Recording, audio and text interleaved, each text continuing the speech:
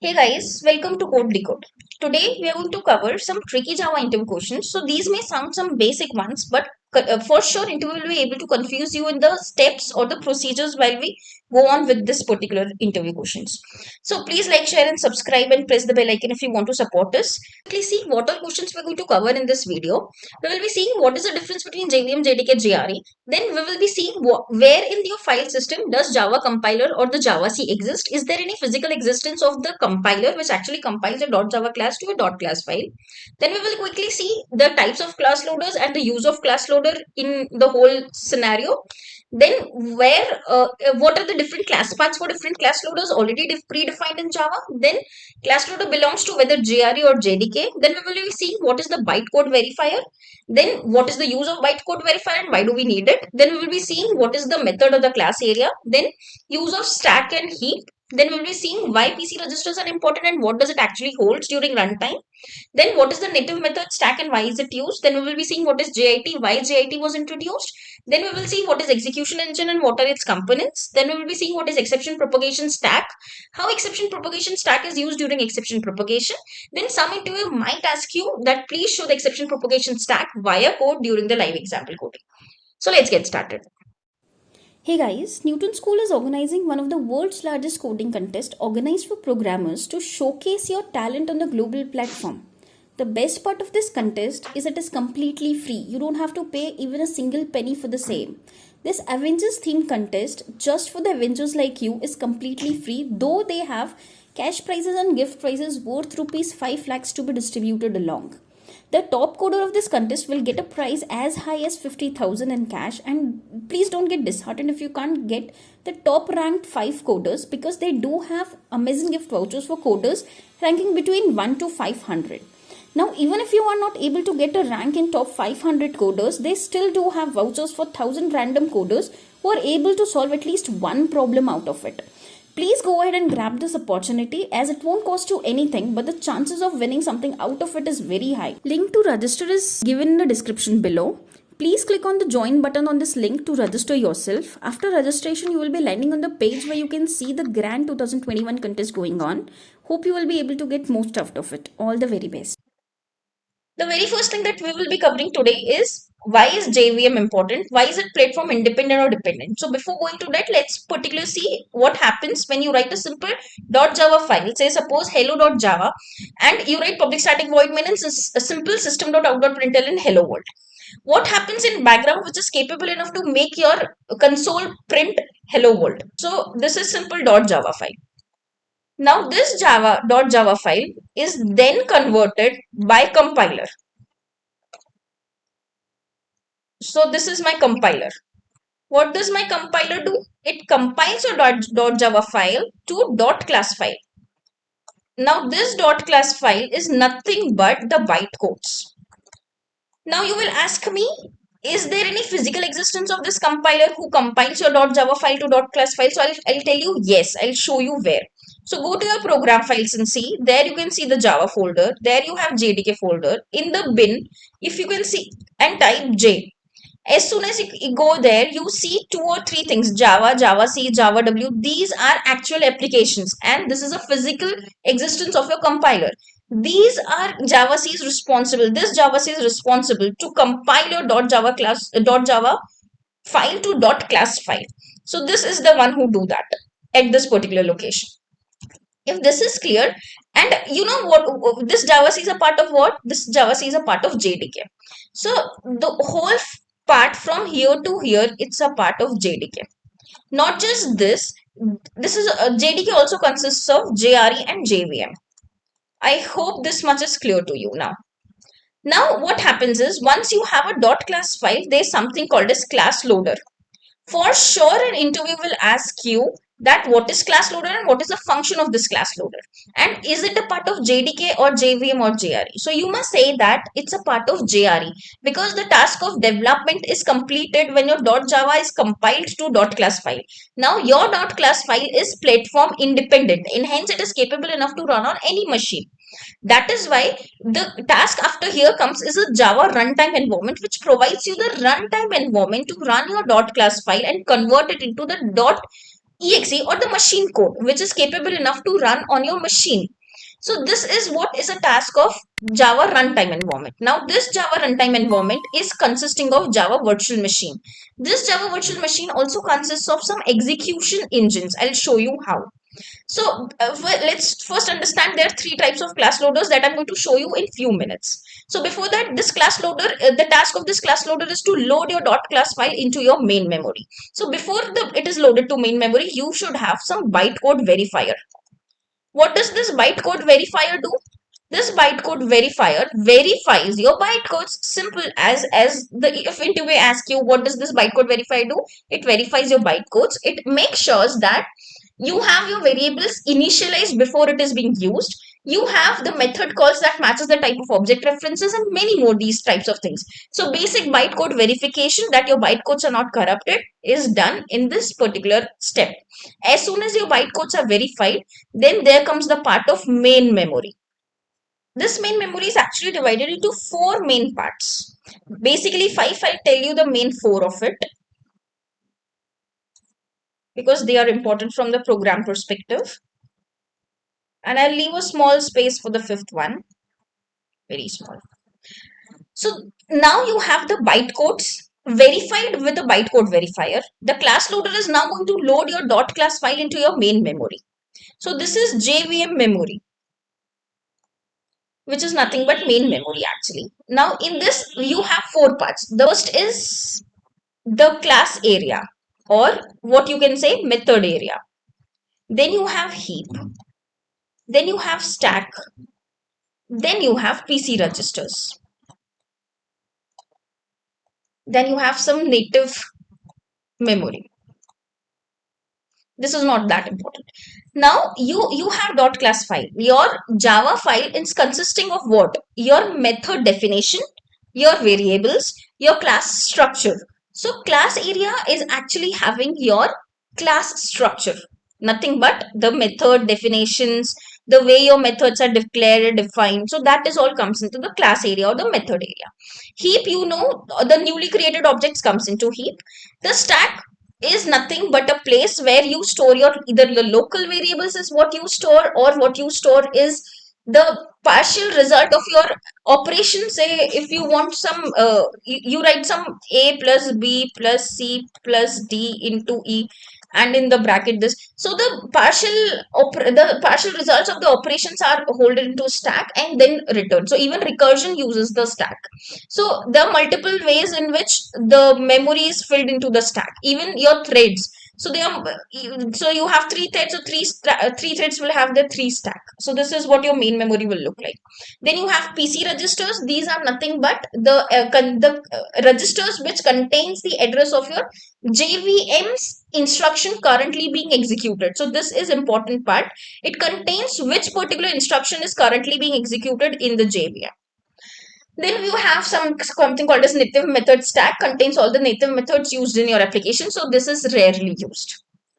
Now when you have your whole .java file converted to .class file being differentiated into the different memory areas, it is very easy for execution engine to execute your Java code.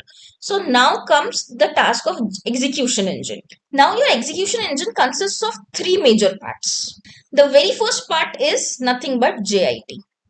Then we have interpreter. Then we have garbage collector. So garbage collector always runs on heap memory. It doesn't work on any of others. So garbage collector, task of garbage collector, I've already told you in the previous video. It is nothing but to clean up the space in heap memory. Then we have interpreter who actually interprets your .class file in a line by line way. So it reads the first line, converts into machine code, then it goes to the next line, then it converts into machine code, and then the next line, and then into machine code. But this is so much time consuming. Can you see, if you have 1,000 line of code, reading each and converting each of them into machine code is such a time consuming, which is the disadvantage when it comes to Java, that it is just an interpreted language. To increase the efficiency, what the Sun people did was to introduce just-in-time compiler. Now what just-in-time compiler do is it takes a set of code which is repetitive, and it directly converts this .class file, all the set of all these lines, so suppose 10 lines, into directly to machine code. So you don't have to do it 10 times to read it, compile it, read it, interpret it, read it, convert it to machine code. You don't have to do it again and again. You just put these all 10 line of code together and then convert this dot byte codes into machine code directly, and hence it increases the performance, and hence JIT was introduced. So this was the part of JVM. All these part comes into the JVM. This is virtual machine, and hence it is dependent on the platform. So if this basic architecture is clear, let's quickly understand what are the types of class loader and how does this actually work. So basically there are three types of class loaders. The first class loader type is the bootstrap class loader. The second type is extension class loader. Then the third type is application class loader. Now, these three types of class loaders actually have their own the class path. So, bootstrap class path is nothing but lib slash rt.jar. So, you know rt.jar contains the existing classes, .java classes or the bytecodes which are given by the Java people to you. Then we have extension class loader. The class path of this extension class loader is nothing but jre slash lib slash ext. Please ignore my handwriting. I know it's very bad. Then we have application class path class loader. So the class path for this application class loader is nothing but your own class path. Okay. So you understand these three class paths. Now, what happens is whenever your JVM asks you that please give me xyz dot class file. Now JVM will for sure not have all the class path classes at the once. You import few classes, you don't have it at the runtime. Then JVM asks for it. Then what happens is your call goes back to your application class loader. And it says that application class loader, please load this XYZ class for me. Application class loader asks the extension class loader, first you check in and hence delegates this responsibility to extension class loader. Then again it is delegated the task of finding xyz.class to bootstrap class loader. Now the here basically can you see the stack is being created. So first application class loader, then extension class loader, and then bootstrap class loader. This is the stack created. Now, what happens is this is delegation. So this is call hierarchy and this is execution hierarchy. The same we have in the method calling. So bootstrap class loader goes and finds in rt.jar. Does xyz.class presence in rt.jar? If it doesn't find it, it gets removed from the stack and then extension class loader comes into picture. It goes and finds in your extension directory. If it finds it there, it's given to JVM. If it doesn't finds it, then even that gets removed from the stack and then application class loader comes into picture. And then what it do is it goes into your class path, where in your build paths class path, it goes here and searches whether in the libraries do I have xyz.class in any of the jars which are added externally to this particular application or through pom.xml whatsoever.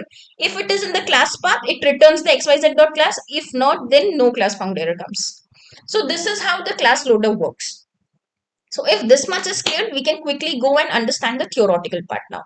So what is Java Virtual Machine? As I've already told you, it provides the runtime environment in which .class files can be executed. So here our .class files were getting executed. If you can see here, your .class file is getting memory areas and then it is getting executed using the execution engine, which is nothing but a compilation of the JIT and interpreter to execute your code. So it's nothing but a virtual machine, and the Java's platform independency consists mostly of its JVM. JVM makes this possible because it is aware of the instruction length and other peculiarities of your operating system. So since it is the JVM is knowing about your operating system, that is why JVM is platform dependent. JVM, so as told, it's not platform independent, it is platform dependent, and it provides just an environment to run your .class file. So can you see this is all the environment to run your .class file. So at the end, it depends on kernel different from operating system to operating system, and hence JVM is platform dependent. If this much is clear, let me quickly go ahead and tell you about what is type of class loader and what type of class loaders are there and what is class loader actually. I've already told you everything. We're just going through the theoretical part so that you understand now. The Java class loader is a part of JRE, as already told. This is a part of JRE. This class loader was a part of JRE. Java code is compiled into .class file by compiler. So I've told you .java is compiled to .class file by the compiler, and JVM executes the program by executing the bytecode written in the .class file. The class loader is responsible for loading your .class file from file system or any other network into your main memory. So there are types of class loader: bootstrap class loader, extension class loader, and system class loader, application class loader. The search area of bootstrap is rt.jar. The search area of extension class loader is nothing but the extension directory, and application class loader is nothing but your own class path. So if this is clear, let me quickly move ahead and explain you about the exception propagation. So exception is first thrown from top of the stack. Now you'll ask me how stack, what stack, where is the stack created? I cannot see any kind of stack during exception propagation. So I'll show you everything through live demonstration now. So let me quickly create one more class for you, which is nothing but exception propagation class. So I'm creating a class, exception propagation class. Okay, in this exception propagation, I'm creating a main method. In the main method, I'm writing system.out.println in main method. Now here I'm calling another method, which is b. But before calling b, I have to create an object of this.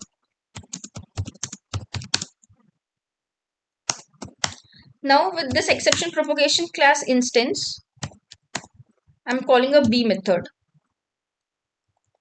I should have a b method now, so I'll create a public void a method and b method.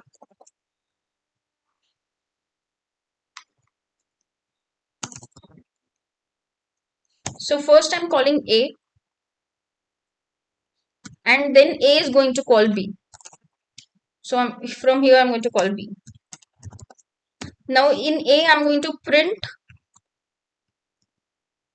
in a method, and in b I'm going to write in b method. Simple, a very simple method creation.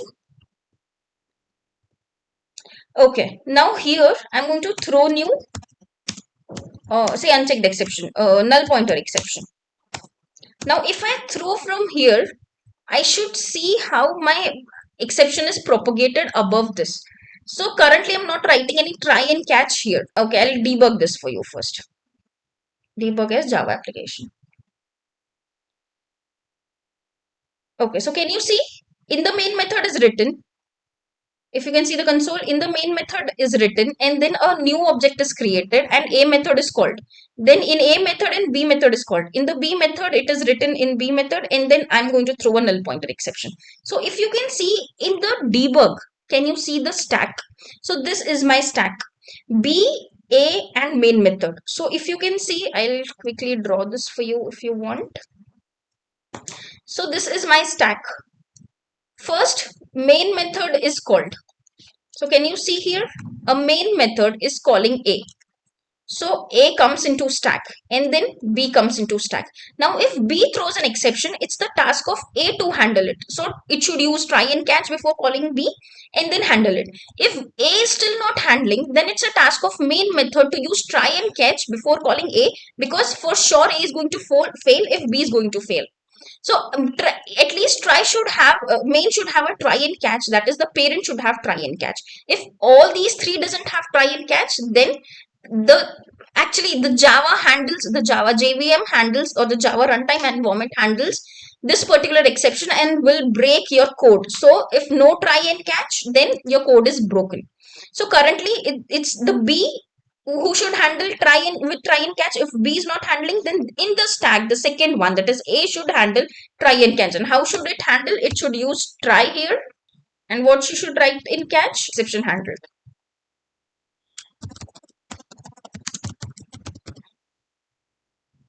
So this is my expectation. So what it goes is null pointer exception is thrown and then exception handled in b method. Is that clear? Now what if b doesn't handle, a doesn't handle the exception for the b? Then your code will break. So if I remove all this, then for sure your code will break. So if I quickly run it for you, you can see there's an exception in after the B's method. So in the B method, and then exception is thrown if nobody handles. So either B should handle or the main method should handle. So this was all about exception propagation and the stack which is created. So if this much is clear, let me quickly go through the theory part. It is first thrown from the top of the stack. So this was my top of the stack B. If it is not caught, it drops down to the previous method, that is A. So this was my previous method A. If there also it is not caught, the exception again drops to the previous method and so on until they are caught or until they reach the very bottom of the call stack. So then main should handle, or if it doesn't, then even main is removed from the stack and it should be handled by the JRE then. This is called exception propagation. This is as simple as that.